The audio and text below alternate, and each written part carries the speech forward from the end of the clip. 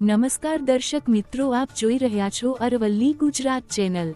અરવલ્લીમાં સફાઈ કામદારોના પડતર પ્રશ્નોને લઈને લાલજી ભગતના પત્નીએ અન્નજળનો ત્યાગ કર્યો। લાલજી ભગત સફાઈ કામદારોના પડતર પ્રશ્નોને લઈને માલપુરથી દિલ્હી દંડવત યાત્રા કરી રહ્યા છે। તેમના પત્નીએ પણ તેમના સમર્થનમાં અન્નજળનો ત્યાગ કર્યો છે। પોલીસે તેમની અટકાયત કરી છે। જો કે ન્યાય નહીં મળે તો આગામી દિવસોમાં ગાંધીનગર ખાતે અન્નજળ અને આત્મવિલોપનની ચીમકી ઉચ્ચારી છે। લાલજી ભગતના પત્નીએ જણાવ્યું હતું કે અમારા પડતર પ્રશ્નોનું નિરાકરણ નહીં આવે ત્યાં સુધી હું અન્નજળ ગ્રહણ કરીશ નહીં।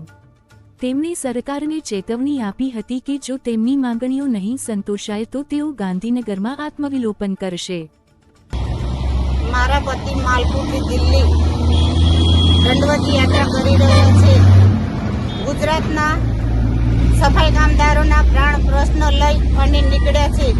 આજે 41 દિવસ થયા છે, પરંતુ આ સરકારે એક દિવસ પણ નોંધ લેવામાં નથી આવી, એટલે મેં અન્ન પાણીનો ત્યાગ કર્યો છે।